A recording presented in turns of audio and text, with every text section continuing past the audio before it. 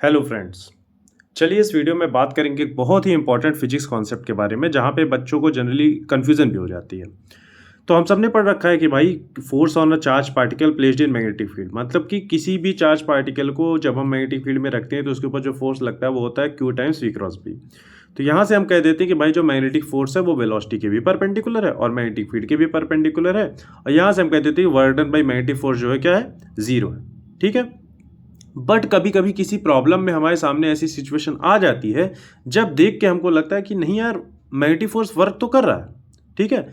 तो क्या वाकई में मैग्नेटिक फोर्स वर्क डन कर सकता है कुछ केस में, या फिर वो हमारा कोई मिसकंसेप्शन है? उसी चीज को हम लोग दूर करेंगे।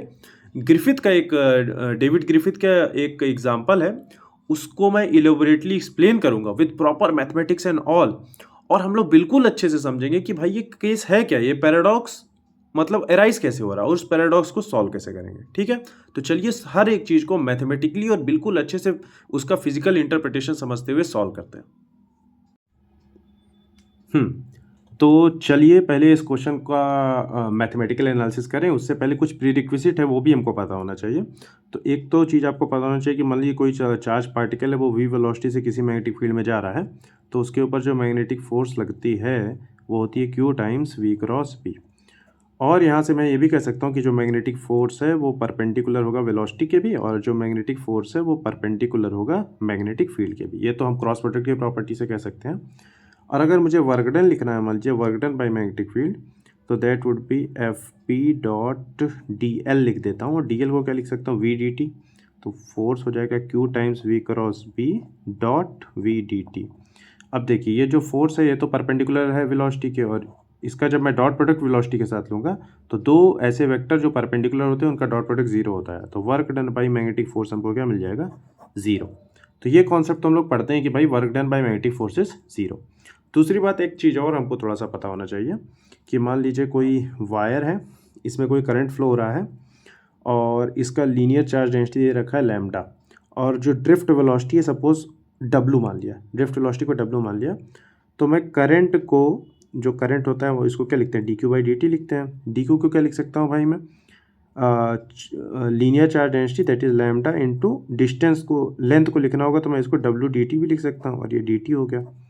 तो यहाँ से मैं करंट को लैम्डा इंटू W टाइम्स इस टाइप से भी लिख सकता हूँ, where W is drift velocity, W is drift velocity of the charge particles. ठीक है। इलेक्ट्रॉन मानना है तो इलेक्ट्रॉन मान लीजिए। ठीक है। तो ये एक बात आपको पता होना चाहिए। दूसरी बात, work done by magnetic force zero. ये दोनों कंसेप्ट हम लोग पढ़ के रखे हुए हैं। अब जरा उस क्वेश्चन की तरफ बढ़ते हैं जहाँ पे मैं कह रहा हूँ कि जैसे उन जैसे क्वेश्चन में हमको पैराडॉक्स दिखाई पड़ता है। तो क्वेश्चन कैसा है, चलिए इस क्वेश्चन को फॉर्म करते हैं भाई साहब। ठीक है। तो पहले क्वेश्चन की सिचुएशन बनाते हैं। ये मान लीजिए कोई एरिया है, यहाँ पे मैग्नेटिक फील्ड है inside the plane, magnetic field है इनसाइड द प्लेन। ठीक है। इसको चाहिए तो आप ऐसे लिख लीजिए B0K टाइप का, कुछ भी ऐसा, B ही रहने दीजिए, BK टाइप का यूनिफॉर्म मैग्नेटिक फील्ड है। कोई लूप है, मेटलिक लूप मान लीजिए, साइड लेंथ A मान लीजिए, यहाँ से एक मास को हैंग कर दिया गया है। तो पहला सवाल ये है कि किस डायरेक्शन में करंट फ्लो कराएं इस वायर पे, ये बेसिकली जो लूप है, सच दैट कि जो मैग्नेटिक फोर्स है वो ग्रेविटेशनल फोर्स को बैलेंस कर दे। So this is the first question कि कितनी करंट फ्लो करे, how much current and in which direction the current should be there in the loop such that it balances the gravitational force. चलिए तो first part है, इसको जरा सोचते हैं। तो करंट को इस तरीके से फ्लो होना पड़ेगा कि जो भाई मैग्नेटिक फोर्स लगे वो ऊपर की तरफ लगे, क्योंकि mg तो लग रहा है नीचे की ओर, तो मैग्नेटिक फोर्स लगे ऊपर की ओर। और अच्छा अब हमको पता है कि जो करंट कैरिंग वायर पे को अगर मैग्नेटिक फील्ड में रखते हैं तो उस पर फोर्स लगती है IL क्रॉस बी। तो अगर L क्रॉस बी करके देखेंगे तो भाई जो करंट होनी चाहिए, अगर करंट इस तरफ फ्लो हो रही है, मतलब क्लॉकवाइज डायरेक्शन में फ्लो हो रही है, तो DL क्रॉस बी जब आप करेंगे, L क्रॉस बी करके देखिए, IDL क्रॉस बी, तो फोर्स मैग्नेटिक फोर्स ऊपर आएगी। तो मतलब करंट इस तरफ से फ्लो हो रही है और IAB फोर्स इस वाले वायर पे लगेगी। इन दोनों पे जो भी फोर्स लग रही है वो एक दूसरे को कैंसिल कर रही है। ये तो वायर का टुकड़ा जो है ये तो मैग्नेटिक फील्ड में है ही नहीं। तो कुल मिलाकर के जो मैग्नेटिक फोर्स लग रही है वो लग रही है IAB in the upward direction, और ग्रेविटेशनल फोर्स लग रही है वो लग रही है mg in the downward direction. अब चाहिए इसको J cap minus J cap जैसा लिखना चाहिए। अब उसको बैलेंस कर रही है, ग्रेविटेशनल फोर्स का मैग्नेटिक फोर्स बैलेंस कर रही है, तो मैं लिख सकता हूँ I A B is equal to M G. दोनों का मैग्नीट्यूड बराबर है, डायरेक्शन अपोजिट है। तो मुझे अगर करंट पता करना है, कितनी करंट फ्लो कराऊँ कि ये जो है हमारा बैलेंस कर दे, इस वेट को बैलेंस कर दे, तो ये हमारे सामने आ गया एम जी अपॉन बी है। ठीक है, बढ़िया है। तो फर्स्ट पार्ट तो हमारा डन कि कितनी करंट फ्लो हो कि ये हमारे मास को बैलेंस कर दे मिड एयर में। अच्छी बात है। अब जरा देखते हैं, यहीं से ट्विस्ट शुरू होगा। अब सवाल इसका पार्ट 2 की तरफ बढ़ते हैं। व्हाट इफ करंट को मैं बढ़ा दूं, अरे भाई करंट का मैग्नीट्यूड मैंने बढ़ा दिया। तो भाई जब करंट का मैग्नीट्यूड बढ़ेगा तो अभी तक की सिचुएशन क्या थी? अभी तक की सिचुएशन ये थी कि ऊपर फोर्स लग रहा था आई ए बी, नीचे फोर्स लग रहा था एम जी, दोनों एक दूसरे को बैलेंस कर रहे थे। अब अगर करंट बढ़ा तो ऊपर वाली फोर्स तो बड़ी हो जाएगी, नीचे वाली फोर्स तो कम रह जाएगी। तो ये जो वायर है ये तो ऊपर की तरफ चल देगा। हाँ, तो ऊपर की तरफ चढ़ देगा। तो अगर मान लीजिए कि कुछ समय बाद ये जो वायर है एच डिस्प्लेसमेंट चल दिया, एच डिस्प्लेसमेंट हो गया इसका, पूरा वायर नहीं एक्चुअली पूरा लूप जो है इसका एच डिस्प्लेसमेंट हो गया ऊपर की तरफ। पहले यहाँ कहीं रहा होगा, अब यहाँ कहीं पहुँच गया। तो अब सवाल उठता है कि भाई ये वर्गडन किया किसने, या कोई ये कहे कि क्या मैं तो ये भी लिख सकता हूँ कि work done by magnetic force, work force तो ऊपर लग रही है आई ए बी और डिस्प्लेसमेंट भी ऊपर ही हो रहा है। तो कोई कह दे कि work done by magnetic force हो रहा है I A B into H, force into displacement, force भी ऊपर डिस्प्लेसमेंट भी ऊपर, दोनों के बीच में एंगल तो 0 डिग्री होगा। तो यहाँ तो हमको दिख रहा है भाई work done by magnetic force I A B into H है, और आप तो सर पढ़ा रहे थे कि work done by magnetic force 0 होता है, और यहाँ हमको दिखाई दे रहा है कि work done by magnetic force ये तो कुछ नॉन जीरो नंबर आ रहा है। तो हो क्या रहा है, दिक्कत क्या है, गलती क्या है? क्या ये सही है कि work done by magnetic force I A B H है, या फिर अगर ऐसा है तो फिर ये क्यों पढ़ते हैं कि work done by magnetic force हमेशा 0 होता है? तो कहीं तो किसी एक पार्ट में तो गलती हो रही है। तो जरा एनालाइज करते हैं इसको, कि हो क्या रहा है यहाँ पे। ठीक है, 1 मिनट के लिए। हाँ, तो अब इस पैराडॉक्स को जो हम लोग रिजॉल्व करने की कोशिश करते हैं। तो बात ऐसी है कि जब ये लूप हमारा ऊपर चलने लगा, ठीक है, तो अब ये ऊपर चलने लगा, तो अब अगर कोई भी चार्ज पार्टिकल है, मान लीजिए कुछ इलेक्ट्रॉन, मानिए चलिए पॉजिटिव चार्ज पार्टिकल लिख दे रहा हूँ, तो उसके पास एक वेलोसिटी ऊपर भी तो आ गई, और उसके पास पहले से मान लीजिए एक ड्रिफ्ट वेलोसिटी थी, W थी, और अब उसके पास एक ऊपर की तरफ भी वेलोसिटी आ गई। तो जरा नेट वेलोसिटी बता दीजिए क्या हो जाएगी? तो सर नेट वेलोसिटी कुछ इस तरफ आ जाएगी। और अब बताइए, पहले जो मैग्नेटिक फोर्स था वो तो वर्टिकल डायरेक्शन में लग रहा था आई ए बी, अब क्या फोर्स वर्टिकल डायरेक्शन में ही लगेगा? नहीं सर, जो हमने पढ़ा है कि फोर्स जो परपेंडिकुलर होता है वेलोसिटी के, वो तो नेट वेलोसिटी के होता है ना, और हमने नेट वेलोसिटी हॉरिजॉन्टल रही ही नहीं। At T is equal to 0 पे अगर मैं बोलूँ, जब दोनों फोर्सेज एम जी और मैग्नेटिक फोर्स एक दूसरे को बैलेंस कर रही थी, तो उस समय वेलोसिटी का सिर्फ हॉरिजॉन्टल कंपोनेंट था, तो मैग्नेटिक फोर्स ऊपर थी।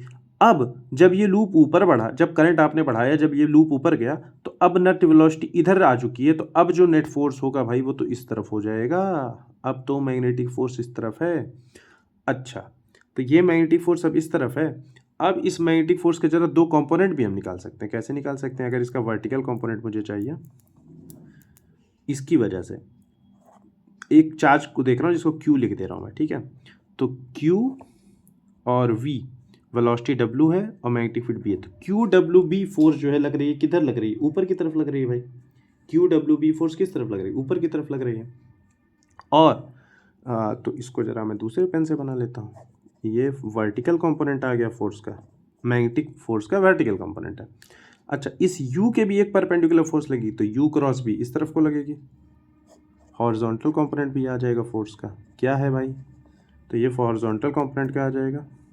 हॉरिजॉन्टल कंपोनेंट भी आ जाएगा, जो हो जाएगा QUB इस तरफ वो आ गया। कैसे चेक कर रहे हैं भाई? V क्रॉस B लगा रहे हैं, बस V क्रॉस B लगा रहे हैं और थंब रूल यूज़ करते जा रहे हैं। तो वर्टिकल अब फोर्स का 2 कंपोनेंट है। अच्छा, जरा और QWB इसको चाहिए तो आप वेक्टर से भी सॉल्व कर सकते हैं। वेलोसिटी को कंपोनेंट्स में लिख दीजिए, WI cap and plus UJ cap, और मैग्नेटिक फील्ड को लिख दीजिए -BK कैप, और अब सॉल्व कर लीजिए आप, force equal to Q times V cross B, then you will get two components of the force, one vertical component force will be Q W B J cap and minus Q U B I cap, इस तरफ को है भाई ये, ठीक है। तो ये हमको दो फोर्स मिल गया। अच्छा, इसी वर्टिकल कंपोनेंट ऑफ फोर्स को जरा एक और तरीके से लिखने की कोशिश करता हूँ मैं। क्यू को तो मैं क्या लिख सकता हूँ, टोटल चार्ज, इस पूरे वायर पे अगर मैं टोटल चार्ज लिखना चाहूँ तो क्या हो जाएगा भाई, ये तो हो जाएगा लैम्डा टाइम्स ए, कि लैम्डा होता है चार्ज पर यूनिट लेंथ, तो चार्ज हो जाएगा lambda into length into W into B. अच्छा, लैम्डा इंटू डब्लू को तो मैंने पहले बताया था, तो करंट है, तो आई ए बी आ गया। अरे पहले भी जो मैग्नेटिक फोर्स लग रहा था वर्टिकल डायरेक्शन में वो आई ए बी ही है, अभी भी है जो आई ए बी ही लग रहा है। अच्छा, हॉरिजॉन्टल वाले का जरा खेल देखिए, हॉरिजॉन्टल कंपोनेंट वाला फोर्स देखिए, ये कितना लग रहा है, क्यू यू बी, क्यू को अगेन मैं लैम्डा टाइम्स ए लिख सकता हूँ और यू इंटू बी। अच्छा, अब यहाँ पे लैम्डा इंटू यू को करंट नहीं लिख सकता, क्योंकि lambda into W drift velocity को जब लैम्डा से मल्टीप्लाई करेंगे तब करंट मिलेगा। तो ये तो हमको मिल गया लैम्डा ए यू बी, तो horizontal component of the force, magnetic force तो यही है। बट जरा ध्यान से सोचिए हो क्या रहा है, ये जो horizontal component of the force है ये ड्रिफ्ट वेलोसिटी के अपोजिट में है, तो ये तो उस ओमेगा को घटाना चाहेगा, ड्रिफ्ट वेलोसिटी को घटाना चाहेगा। लेकिन अगर वायर में करंट मेंटेन है तो कोई ना कोई तो होगा ना जो भाई इस हॉरिजॉन्टल फोर्स के अगेंस्ट में फोर्स लगा रहा होगा, तो कौन है वो, तो वो है हमारी बैटरी। ये जो हमारी बैटरी है एक्चुअली में, ये बैटरी ने क्या कर रखा है, इस वायर में करंट मेंटेन करके रखा हुआ है। नहीं तो देखिए मैग्नेटिक फील्ड का एक जो हॉरिजॉन्टल कंपोनेंट है वो जो है वो ड्रिफ्ट वेलोसिटी के अपोज में उसको कम करना चाहता है, लेकिन वायर में बैटरी ने जो है वो करंट को मेंटेन करके रखा हुआ। एज ए रिजल्ट एक्चुअली में जो वर्क डन कर रहा है वो बैटरी वर्क डन कर रहा है, और ये जो बैटरी है यही क्या कर रही है, सप्लाई कर रही है एनर्जी को, बैटरी जो है वो सप्लाई कर रही है एनर्जी को। तो अच्छा, आप कह रहे हैं कि भाई बैटरी सप्लाई कर रही है एनर्जी को, तो जरा बैटरी का वर्क डन कैलकुलेट कर लेते हैं, तो जरा बैटरी का वर्क डन कैलकुलेट कर लेते हैं। चलिए भाई कैलकुलेट कर लेते हैं। तो work done bye battery, work done bye battery क्या हो जाएगा, फोर्स इंटू डिस्प्लेसमेंट, तो फोर्स तो हॉरिजॉन्टल डायरेक्शन में उतना ही लगा रहा है, अरे जितना भाई हॉरिजॉन्टल डायरेक्शन में मैग्नेटिक फोर्स का वर्क डन था उतना ही बैटरी भी लगा रहा है। आगे की तरफ कितना लगा रहा है sir, lambda A U B, और डिस्प्लेसमेंट कितना हो गया डी टाइम में, तो W D T, velocity into time, इसको इंटीग्रेट कर दीजिए। अब देखिए लैम्डा कांस्टेंट है बाहर आ जाएगा, और ए भी कांस्टेंट है बाहर आ जाएगा, बी भी कांस्टेंट है बाहर आ जाएगा, डब्ल्यू भी कांस्टेंट है, यू डी टी, यू कौन सी वेलोसिटी है सर, यू तो सर ये ऊपर वाली वेलोसिटी है, तो यू डी टी तो हमारा हो जाएगा एच, तो ये हो जाएगा lambda A B W H. अच्छा, लैम्डा बी डब्ल्यू, और लैम्डा इंटू डब्ल्यू को तो आई भी लिख सकता हूँ, तो I A B into H, this is the work done by battery, ये जो है वर्क डन बाई बैटरी। अच्छा, ये तो कुछ देखा देखा लग रहा है, तो आई ए बी एच ये वर्क डन बाई बैटरी है। ये देखिए हमको शुरुआत में लग रहा था कि जो work done by magnetic force है वो आई ए बी एच होना चाहिए, लेकिन हमको बाद में पता चला भाई वो मैग्नेटिक फोर्स वर्क डन नहीं कर रहा है, वो तो बैटरी वर्क डन कर रही है, जो कि कितना आई ए बी एच। समझ में आ गई बात। तो ये जो वर्क डन हमको दिख रहा है कि ये जो लूप ऊपर जा रहा है वो वर्क मैग्नेटिक फील्ड नहीं कर रहा है, वो बैटरी कर रहा है। तो सर इस मैग्नेटिक फोर्स के बारे में तो बताओ, इसका वर्क डन कितना होगा, इसको भी देख लेते हैं, थोड़ा सा इसको भी देख लेते हैं। तो हमारे सामने क्या आ गया भाई, सिचुएशन क्या आ गया, दो कंपोनेंट है मैग्नेटिक फोर्स का, दो कंपोनेंट है मैग्नेटिक फोर्स का, एक तो ऊपर की तरफ है वो है हमारे पास Q magnetic force vertical direction में, that is I A B, I A B, ये इसको क्यू के टर्म में लिख लेता हूँ मैं। तो ऊपर की तरफ फोर्स जो हमारी है वो है Q W B, Q W B, और इस तरफ की तरफ हमारा फोर्स है that is Q U B. अच्छा, और ऊपर की तरफ वायर मूव कर रहा है यू से, और हॉरिजॉन्टल में जो हमारा ड्रिफ्ट वेलोसिटी वो डब्ल्यू है। तो वर्क डन अगर मैं देख लूँ तो वर्क डन बाई जो हमारा वर्टिकल कंपोनेंट हो जाएगा, तो work done by vertical component of magnetic field, so that would B force into displacement, तो मान लीजिए u इंटू डी टी बोल देते हैं, ठीक है, डिस्प्लेसमेंट हो गया टाइम t में, और work done in horizontal direction जो होगा, हॉरिजॉन्टल कंपोनेंट ऑफ फोर्स, तो ये हो जाएगा क्यू यू बी फोर्स, और डिस्प्लेसमेंट कितना हो जाएगा W D T, minus sign क्यों, फोर्स तो लग रहा है इस तरफ, डिस्प्लेसमेंट हो रहा है इस तरफ चार्ज पार्टिकल का, ठीक है। तो यहाँ पे भाई आप जरा नेट वर्क डन देखिए, तो नेट वर्क डन हो जाएगा, तो वर्क डन तो scalar quantity, net work done check करिए, Q W B U D T minus Q W B U D T, तो भाई नेट वर्क डन तो ज़ीरो आ गया, देखा आपने। तो भले ही आपको लग रहा हो कि अब नेट फोर्स हमारा इस तरफ है ना और वेलोसिटी नेट इस तरफ है, तो अभी भी net work done by magnetic force zero ही है। भले ही आपको लग रहा हो कि मैग्नेटिक फील्ड का एक कंपोनेंट जो है वो तो इस चार्ज पार्टिकल को इधर ले जा रहा है, बट वो पॉजिटिव वर्क डन कर रहा है, बट मैग्नेटिक फोर्स का एक दूसरा कंपोनेंट जो है वो निगेटिव वर्क डन उतना ही कर रहा है, सच दैट कि net work done by magnetic force अभी भी जीरो है। तो वर्क डन कर कौन रहा है, वर्क डन कर रही है बैटरी, ओके। तो मैग्नेटिक फोर्स का क्या यहाँ पे कंट्रीब्यूशन है, तो मैग्नेटिक फोर्स का जो कंट्रीब्यूशन है वो क्या कर रहा है, रीडायरेक्शन का काम कर रहा है। रीडायरेक्शन का काम कैसे कर रहा है, जो बैटरी एनर्जी प्रोवाइड कर रही है उसकी सिर्फ डायरेक्शन को चेंज कर रहा है, उसकी डायरेक्शन को चेंज कर रहा है और इस लूप को ऊपर लेकर जा रहा है। बट अगर आप total work done by magnetic force देखेंगे तो अभी भी वो जीरो ही है। भले ही आपको दिख रहा था शुरुआत में कि भाई ये तो मैग्नेटिक फोर्स जो है ये कुछ वर्क डन कर रहा है, बट बाद में हमने कैलकुलेट किया तो ये तो वर्क डन बाई बैटरी निकला और net work done by magnetic force क्या गया जीरो। और अब चाहे इसको एक और तरीके से देख लीजिए, तो अगर मैं मैग्नेटिक फोर्स को यहाँ डॉट प्रोडक्ट वगैरह मतलब इसको कंपोनेंट फॉर्म में लिख लूँ तो मैं इसको इस तरीके से लिखूंगा, minus Q U B I cap plus Q W B J cap, ये हो गई मैग्नेटिक फोर्स। और वेलोसिटी को क्या लिखूंगा भाई, वेलोसिटी के भी दो कंपोनेंट हैं, W I cap plus U J cap. जरा power delivered by magnetic force देख लीजिए, power delivered by magnetic force, तो power delivered by magnetic force हो जाएगा F P dot V, F P कितना है minus Q U B I cap plus Q W B J cap dot W I cap plus U J cap, तो minus Q U W B I cap dot I cap one हो जाएगा और J cap dot J cap one हो जाएगा, तो Q W B U check करिए minus Q U B W ये तो खत्म ही हो गया, तो power delivered by magnetic force हो गया जीरो। एज ए रिजल्ट हम कह सकते हैं work done by magnetic force क्या हो गया, जीरो होना ही था। तो total work done by magnetic force भैया हो जीरो ही होता है। भले ही आपको किसी केस में अदरवाइज लगे तो आपको चेक करना पड़ेगा कि एक्चुअल में वर्क डन कौन कर रहा है, बट ये हो सकता है कि मैग्नेटिक फोर्स जो है वो रीडायरेक्शन का काम कर रहा हो, कोई दूसरा काम कर रहा है उसको रीडायरेक्ट कर रहा हो। इसी बात को थोड़ा अगर आपको मैकेनिक्स अच्छे समझ में आती है तो थोड़ा सा मैं आपको मैकेनिक्स पर्सपेक्टिव से समझाने की कोशिश करता हूँ। मान लीजिए एक ब्लॉक रखा है भाई इंक्लाइन प्लेन पे, एंगल थीटा है, आपने एक हॉरिजॉन्टल फोर्स लगाया, नॉर्मल रिएक्शन इस पर किस तरफ लग रहा होगा सर, इस तरफ लग रहा होगा। मान लीजिए ये किसी समय पे h हाइट तक ऊपर चला गया, किसी समय में ये h हाइट तक ऊपर चला गया। अगर मैं आपसे पूछूं भाई work done by normal reaction, तो आप कहोगे sir work done by normal reaction तो जीरो है। Work done by normal reaction zero, क्योंकि नॉर्मल रिएक्शन तो डिस्प्लेसमेंट के परपेंडिकुलर है, तो work done by normal reaction zero है। बट अगर आप ध्यान से देखो यहाँ पे तो भाई फोर्स भी तो डिस्प्लेसमेंट के परपेंडिकुलर हो रहा है।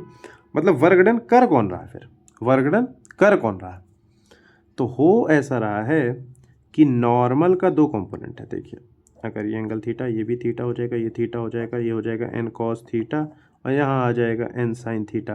तो नॉर्मल रिएक्शन का एक कंपोनेंट है जो कि इस पार्टिकल को ऊपर लेके जा रहा है, लेकिन नॉर्मल रिएक्शन का एक और कंपोनेंट है जो इस फोर्स का अपोज कर रहा है, जो नेट वर्क डन निकल के आएगा नॉर्मल रिएक्शन का वो क्या हो जाएगा, जीरो। तो यहाँ भी जो नॉर्मल रिएक्शन वो क्या कर रहा है, रीडायरेक्शन ऑफ फोर्स इस एक्सटर्नल फोर्स का। अब इस केस में कहेंगे भाई वर्क डन किया किसने, तो भाई ऑब्वियसली आपने किया है, ये नॉन जीरो होगा। वर्क डन बाई जो एक्सटर्नल फोर्स जो है, जो आप फोर्स लगा रहे हैं उसका वर्क डन नॉन जीरो होगा। इन द सेम इसी तरीके से यहाँ पे वर्क डन बाई बैटरी होगा, जिसने मेंटेन करके रखा हुआ करंट को सर्किट में, उसका वर्क डन नॉन जीरो होगा। और वो एनर्जी जो उसने सप्लाई की कहाँ चली गई, तो उसकी पोटेंशियल एनर्जी बढ़ाने में चली गई, एम टाइम जी टाइम्स एच, पोटेंशियल एनर्जी बढ़ गई सिस्टम की, ठीक है। Given that kinetic energy change नहीं हो रही है, ठीक है। तो मेरे हिसाब से मैंने इस बात को एक्सप्लेन किया आपके लिए कि कैसे even though in some situation you will feel like कि magnetic force is doing work, we should remember that this thing is always true कि net work done by magnetic force is zero irrespective of what it feels like in a given situation. ठीक है, तो चीज़ों को अच्छे से analyse करें और अच्छे से कॉन्सेप्ट को समझेंगे तो आपको बात समझ आएगी। तो इस वीडियो के लिए इतना ही। अगर पसंद आए तो वीडियो को लाइक करेंगे और अपने दोस्तों के साथ इसको शेयर करिए। So see you guys in the next video. Good bye.